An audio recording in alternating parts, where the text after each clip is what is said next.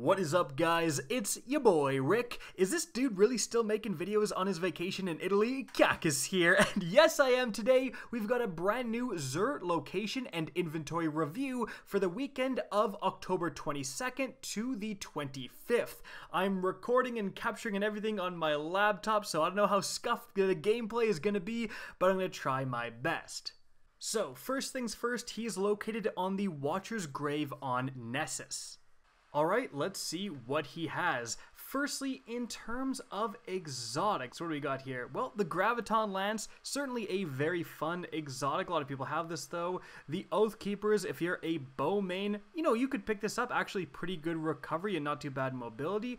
We've got the Ursa Furiosa, a great exotic, but recently nerfed and way too high mobility in my opinion for a Titan exotic. The Lunafaction Boots, another top tier PvE exotic, but way too much mobility in my opinion for the Warlock. Moving on from there, let's check the legendary weapons. We've got a Dire Promise here, but with autoloading and elemental capacitor. Certainly if you are Arc, the plus 50 to handling is very, very good, making this weapon really snappy. That's good. I mean, stability masterwork isn't the worst. High cal's actually good, but you really don't want autoloading holster too much. So this is actually good, but not great. Then we've got the Last Perdition. Not too well. I mean, if you want an unbelievably accurate roll of Firmly Planted and Zen Moment, you could consider this, but I really like the rolls with Kill Clip. You really want that damage increase, so I'm gonna maybe skip. Then we've got the Cold Denial. Guys, this is actually a rock solid roll. I would almost consider this a god roll. You've got Hammerforged Rifling for more range. I think like maybe Light Mag, you generally want a better perk here, but you've got a Stability Masterwork, you've got Killing Wind and Headseeker. I actually have a Killing Wind Headseeker Gold Denial from back in the day. It's a very, very capable weapon. Headseeker is kind of what you want because this archetype is already a 2-burst kill, and Headseeker is going to make that more consistent. Really like this for PvP. Then we've got the main ingredient, man. This thing is absolutely dominating in PvP right now. The Precision Frame archetype. And we've got, Particle Repeater. Accelerated Coils is not terrible. Snapshot Sights and High Impact Reserves. Like, accelerated, snapshot, high impact with a Stability Masterwork. This is definitely not bad. However, I've also seen better. This is good, not like absolutely top tier. But it is still really good. Like, if you don't have a good main ingredient, seriously consider picking this up. Alright, Aikilos here with 4th times. Man, if this had a better perk here than Quick Draw. Like, 4th times is the PvE Gaudy. Quick Draw is the PvP Gaudy. The fact that it has both, I'm not really interested. Then we've got the Temptations Hook. Alright, Tireless Blade plus Whirlwind is definitely a powerful combo. This is good, but not like absolutely god tier. Okay, hold on. Hold on a second, ladies and gentlemen. A bottom dollar with explosive. Like, this is fantastic. Explosive, really going to add on to the flinch. Massively increases the range. I mean, look at the range already. That's insane. And subsistence, especially after the buff, especially with a low magazine count, subsistence is really not that bad. And we've got, you could go the full range extravaganza here with this top perk. You could even go small bore to reclaim a little bit of stability, and I think that's a Stability Masterwork too. This is actually a rock solid bottom dollar. Consider picking this up. Not too bad for PvE either. Like, really rock solid bottom dollar. Seriously consider getting this gun. Then moving on from there, let's talk about the armor. Firstly, gauntlets. Not the worst stat distribution, but 59, not super amazing.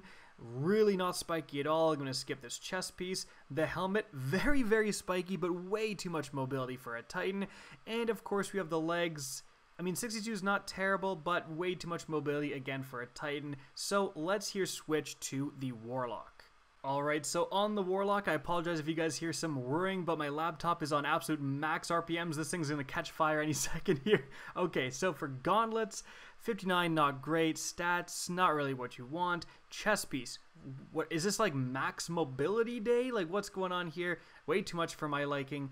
Helmet, not the worst. Spikes, but 59, not great. Legs.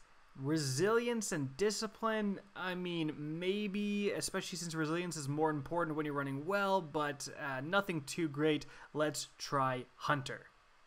Alright guys, on the Hunter, before my laptop explodes, let's see.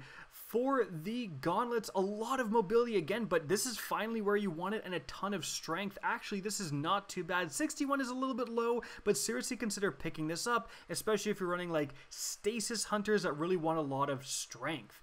Then we've got the chest piece, a ton of mobility, but 59, again, I'm not too much of a fan of that. Not spiky really at all here with 64. And then, okay, finally, we have something worth picking up. Again, especially guys, if you're a newer player, this is an absolutely solid pickup. This Hunter leg armor, great mobility, again, what you want. You know, a little bit of recovery here, which is great as well. A ton of intellect, not too bad strength. I really like these boots. If you don't have anything better, and 65 overall is actually pretty darn high, really consider picking these up. So I think the highlights this weekend are definitely these boots for the Hunter, and then this bottom dollar. Seriously, don't sleep on this, and remember, Subsistence Explosive is also actual god tier for PvE. Like, those are two actual like S tier perks combined into one. Generally, this archetype isn't as good as the 140s in PvE, but sometimes you need to hit a little bit harder, especially to one-shot kill certain enemies, so this is definitely something I would consider getting. And the Killing Wind Headseeker Cold Denial. It's missing like high cal rounds or something, but other than that, this is really fantastic, especially if you don't have something like a good messenger. I've had this roll since Season of Arrivals, and I've used it quite a bit in PvP. This thing can absolutely drop people.